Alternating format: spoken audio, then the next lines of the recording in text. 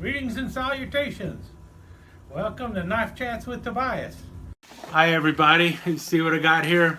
It's a box, and it's got a bunch of other boxes in it.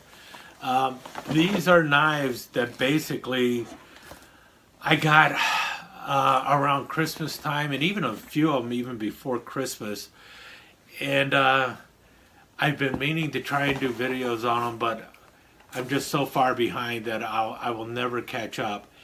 And what I thought I would do in this video is just run through the box and give you a quick look at some of these knives. Now, some of them I definitely will eventually get around to doing a video on.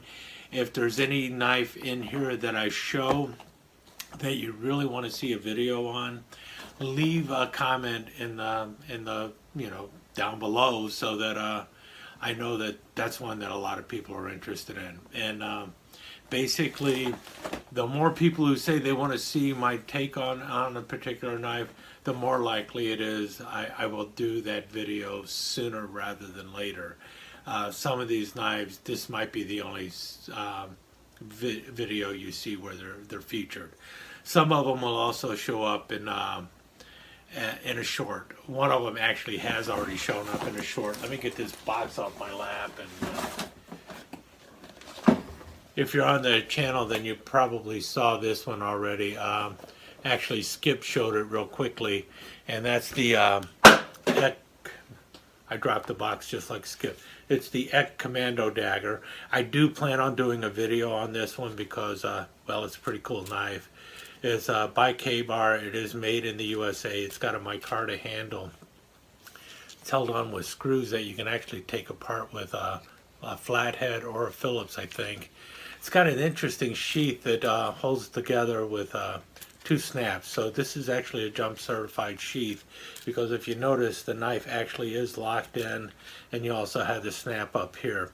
You only need one way to hold it, but what you actually have to do is press down on the back of the sheath to pull the knife out. It is a double-edged dagger. This is pretty close to I think it was either the EC number 6 or number 7 from back in World War II, but this one is the EK44, and this was made by K-Bar in Olean, New York, after K-Bar got the trademark for John Eck. So after Eck went out of business, and K-Bar picked it up. But I do want to do a video on this one, and eventually will. You notice it's got all the holes in there. They don't say what kind of plastic this is, so it's not whatever, Kraton or whatever. I don't know what kind of sheath it is, but it's a very heavy-duty plastic sheath with a nylon strap up on top. Pretty cool knife, though. I will definitely be getting around to talking about that one eventually. As long as I'm looking at, you know what? Let's go with this one first. Show the Tater skin in a minute. Picked up another, a cold steel. This one will probably go off to somebody.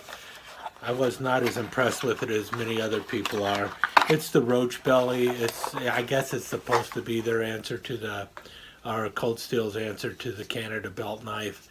Got a very form-fitting sheath to it. There is a drain hole in the bottom, which is good.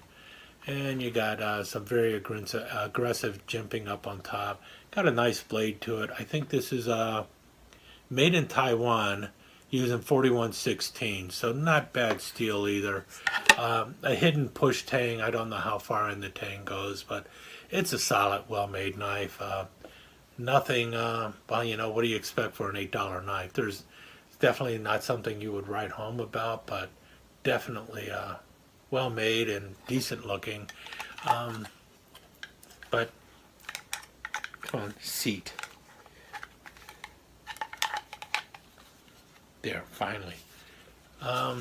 Sheath is okay too. Not a real problem with it. Just I look at it and it does nothing for me. And that's not to say it's not a good knife. I mean, if I wanted to use this going fishing or something, we're talking about something that's darn near impervious to rust and everything else, and it feels good in the hand. It's just I've got plenty of other bait knives, so. But this would be one of the better bait knives, especially considering the price that you pay for it. So I don't know. I might hang on to it. I'm not trying to tick off the Cold Steel fans. It is definitely a well-made knife, and for the price I paid for it, definitely worth the price. 4.5 inch blade length, 8.5 inches overall, and polypropylene handle.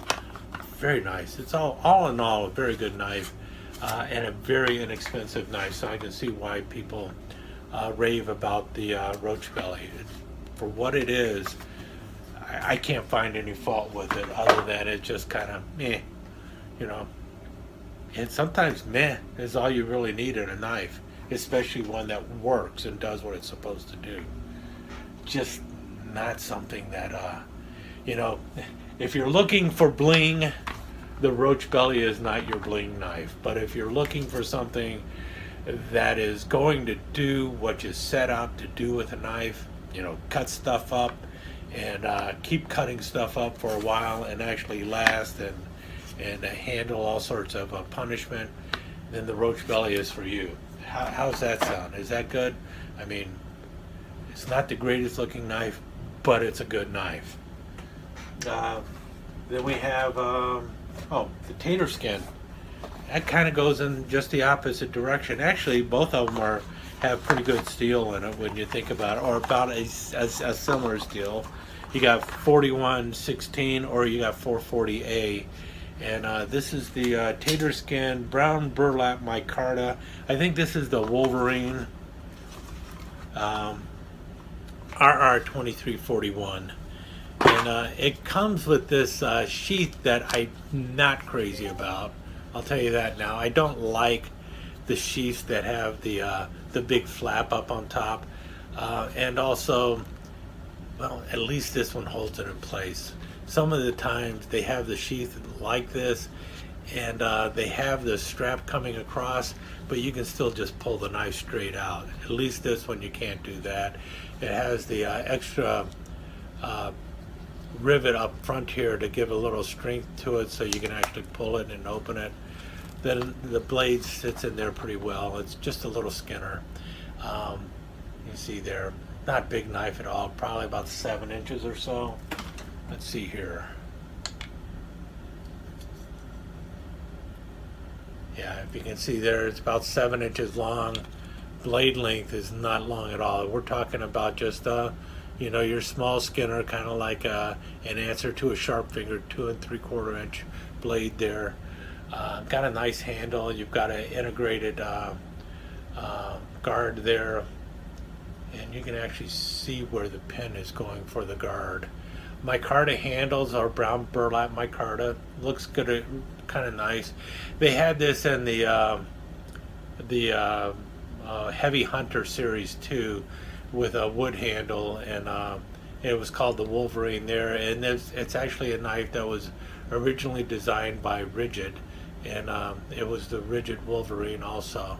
But now the Rough Rider and brown burlap micarta. It's a nice one, a little tater skin. I like that knife. It looks a whole lot better, or it's got the looks over the Roach Belly, but the Roach Belly has a lot more blade on it. And this, I would, if I were taking these two knives, if I were deciding to go fishing and which one would I take to use as a bait knife going fishing, I'd probably grab the Cold Steel over this one. But if you know, just needed a little knife to carry backpacking or something, I'd probably take this one. Of course, this one weighs a whole lot more than the Roach Belly. So if weight is a consideration, Roach Belly will beat this one every time. Let's move on to something else. Oh, got two of these. I bought these when Knife Delight sent me a desk knife from Sarge. And I saw these on eBay, and it's like, man, they have the blade blank for this. And so I bought two of them because I do plan on making a knife with these. looking at grabbing some olive wood for one of these and making a nice one with olive wood handles. And then I already have some bone, so I might make one with bone. Or I also have some turquoise, so I might make one of these with turquoise on it. That's my plan. These are like the little desk knives, 2 3/4 inch blade, 6 1/8 inches long overall, and it comes with the leather sheath and everything else. They were like $10 each. I had to grab them, so I grabbed those. Haven't done anything with them yet. I just haven't had time. And now we're moving into other things. Here's two. Went to Love's and found your typical gas station knife, and it works as well as a gas station knife, made in China. And this is by Precision Blades. You saw how well it flicked. It does flick a little better. It's got a liner lock going on there. Let's see if we can get it done. There we go. Got to put a little wrist action into it, but it's got a nice blade there, a nice little false guard up on top. Got that good looking stiletto style blade or bayonet style blade, a non-reversible pocket clip on there, and it's in camouflage, so you know it's good. But see there, it's got a nice deer scene on both sides. You can remove the pocket clip, but you can't reverse it. I picked this one up because I was going to throw it in a grab bag, but ended up going with a I used Victorinox Spartan instead for the grab bag because this just looked a little too threatening. This will probably go to skip anyway. And then I finally got around to, or I finally found one of the Walmart Benchmade kind of knockoffs, the ones with the crossbar lock or the axis lock. And it's got thumb studs, which I really don't like. It's got a non-reversible pocket clip, which I will remove, and then probably some kind of cheap 420 steel. I think this has better steel in the blade. I tell you what, I know a lot of people last year were talking about how cool the knife was and everything because of the axis lock or the crossbar lock, whatever you want to call it. But the lock on this thing is pretty stiff and it doesn't fall naturally. So I'm going to have to loosen it up and everything. But, you know, it is a functioning crossbar lock. I tell you what, though, I have a knife by Camillus that works a whole lot better with a crossbar lock. And it actually drops and shuts and everything else. This one, I'm not as crazy about it. Looks good, but it is the Ozark Trail knife with the crossbar lock. I finally got one. I needed one in the collection simply because, well, simply because. And now it's there. One of these days I might even have a Benchmade in the collection. Who knows? Probably not. And then we move into some Rough Riders and stuff, I think. Oh. I gave a couple of these away. They had these on sale. They might still have them on sale at Smoky Mountain Knife Works. And it's, you know, you got your ink pen up front there, and the ink pen works fine, does write and everything. And then, let's get the ink back in there. You pop it open, and you got a little blade on the other end. So it's kind of like a little desk knife, and it's, you see the grind there, it says Rough Rider on it. Roughly sharp. It is got an edge, we'll say that. They had these on sale for like $3, you know. And obviously, you know, concealed weapon at that point. But you got some reach on there too. And you got a nice cap over it. And so I bought several of these, and I did give them away. I kept one for myself. They're still on sale, so that's pretty cool. $3, you get an ink pen and a little pokey thing. So that's pretty cool. So I got some of those. I've got one left. Did I pick this one up recently? Cotton sampler. I don't know if I picked this one up now or how it got in the box. I don't know if I've ever shown it though, but it's the one in tobacco bone. This is the RR 1834. I like the mini cotton samplers. I think I threw this one in the box because of the other cotton sampler I did pick up, which is this isn't it. That's cinnamon stag bone. What is this one? We'll get to that in a second. Here's the one I got. Got the Arctic Fox cotton sampler. The RR2546 and the white micarta handles, and you see the little fox on there and everything else. You got the pinched bolster. There's no big R on it. That's the big plus on it.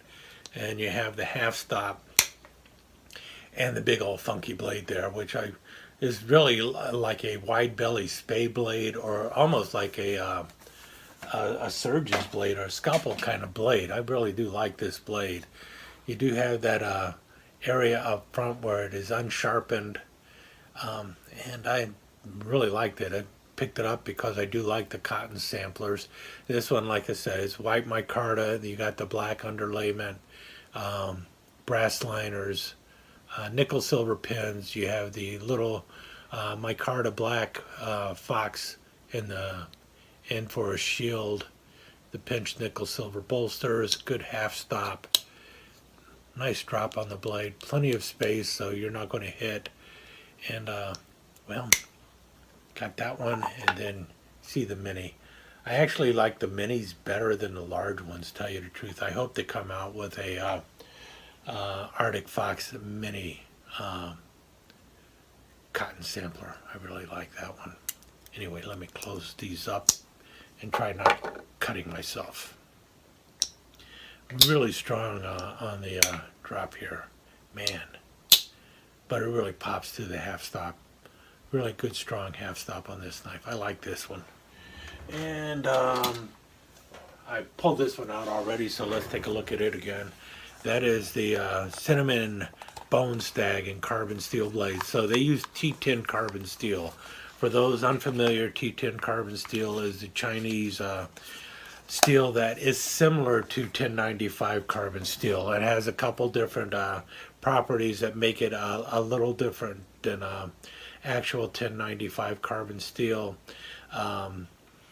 So in some ways it's better than 1095, and in other ways it's lacking compared to 1095. But overall, it's safe to say that it is a steel that is comparative to 1095 and will handle about the same as 1095. And this is in the cinnamon bone stag or something like that. I do like this one. It is basically their black bone stag that they used to have, but they've also burnt it, so you have the brown going on in with it and everything. And I got the half hawk, and I like this half hawk because it is a single blade version of the half hawk.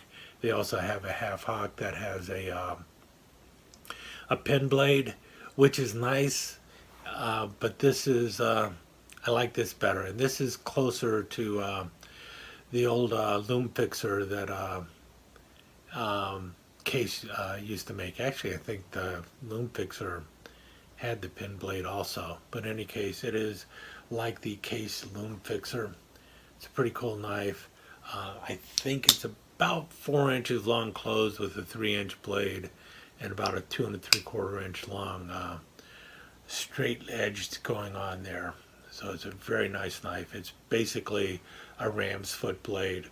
A ram's foot blade is similar to a sheep's foot blade, except the head of the knife out by the tip is more bulbous. It gets wider as you get to the end of the knife or end of the blade. So that's really what it is. But really nice knife. I do like this one. I hope to be talking about this one pretty soon. I like this one. But I've also talked about other half hawks in the past. That's why it might show up in a minute video instead. Okay, and next up we have the RR139. Now, you have definitely seen a couple of these, and I will probably buy a couple more of these. This is the Rough Ryder White Smooth Bone Elephant Toenail. Now, Rough Rider has knives they call elephant toenails, and they have ones that they call sunfish and baby sunfish. The elephant toenail is usually the one that has that oblong shape to it. It's kind of an egg shape to it. So one bolster is larger than the other. It's kind of a sleeve board, I guess you could call it too. Um, it's a really, I like this one. This is the one I like the most. It's about 4 inches, maybe 4 1/4 inches, something like that. And you have on the back side you got the pen blade, which is about the same size as the Spearmaster blade you have on a canoe, except this one has more belly than the blade you have on a canoe.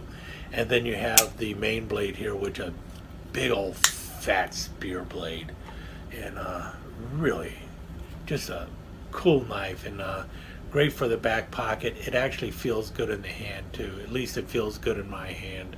I do like this knife quite a bit, and that's why I have so many of them.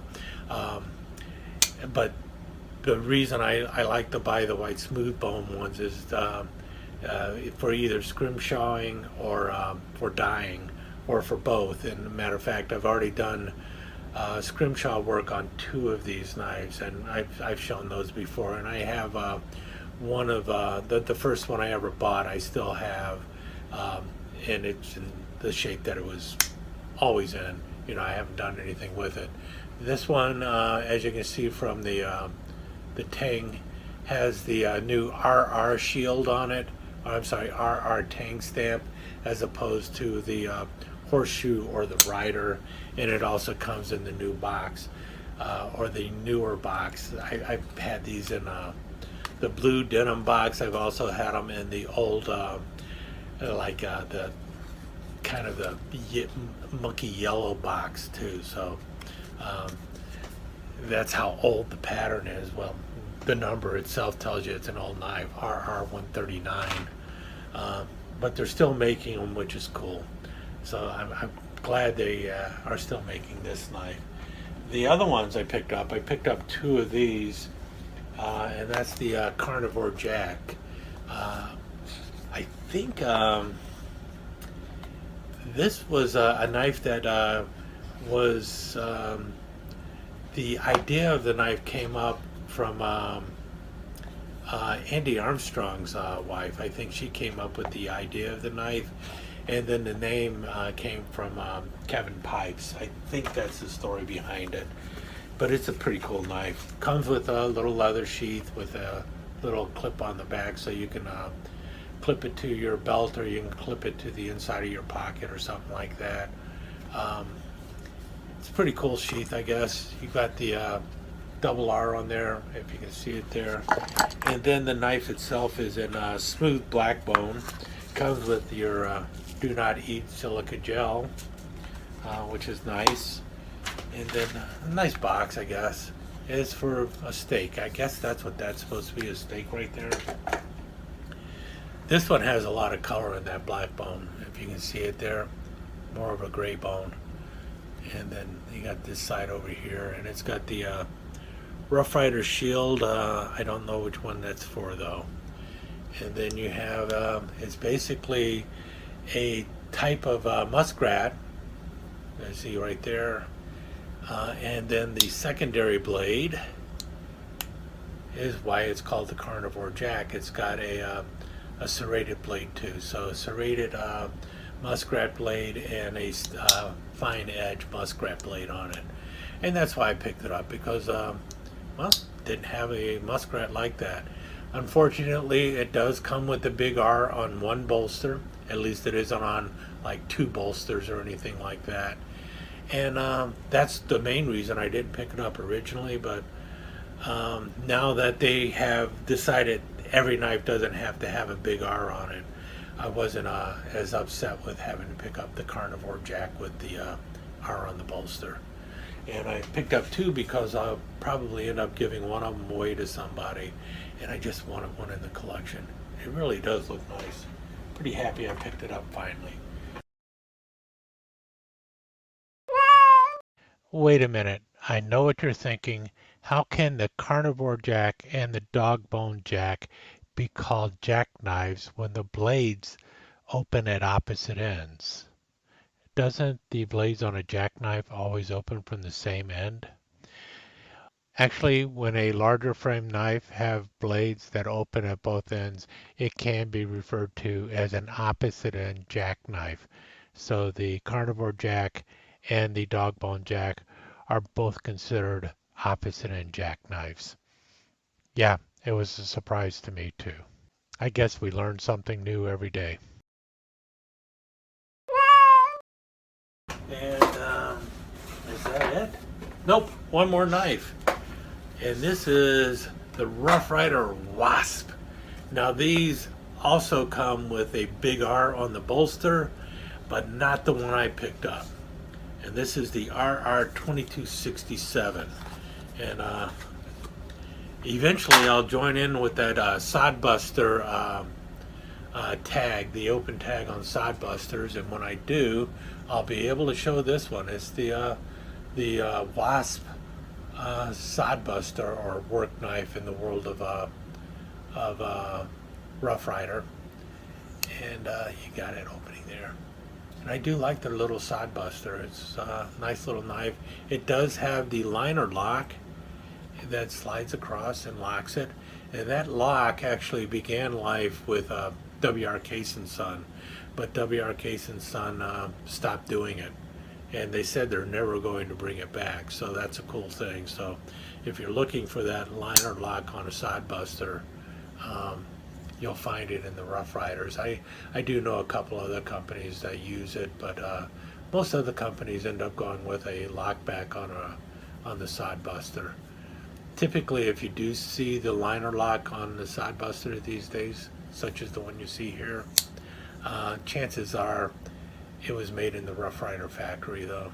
So you might see it on a Marvels or a Remington or something, but chances are it was actually made by or under contract through Smoky Mountain Knife Works. But this is in the black and yellow micarta, and I thought I'd have to pick one of those up too. Looks like I need to do some cleaning on it though. Pretty cool though. A little thicker than your typical sodbuster because of the liner lock, but still I like it. It's got the, got a bird's eye rivet up front and everything. So, any case, with that said, I think, yeah, I'm empty. So I managed to go through all the knives I have been wanting to show on the channel for the longest time, but I haven't had a chance to do it. If any of these knives you want me to go into greater detail with, we want to see a video or a review of just that one knife, please leave a comment below and I'll see what I can do about getting to it. Like I said, some of them, they're probably just going to get like a short video, 1 minute short. Some of them, this is it. In any case, thanks for joining me, and I'll talk to you again soon. Let me take just a second to thank you once again for dropping by and spending a few minutes here at Knife Chats with the Pious. I really do appreciate it, and I do appreciate any comments that you leave. So please remember to give me that thumbs up, and also don't forget to subscribe and ring that notification bell so you'll know when the next episode is up and running. Thanks again for dropping by. Really do appreciate your time here.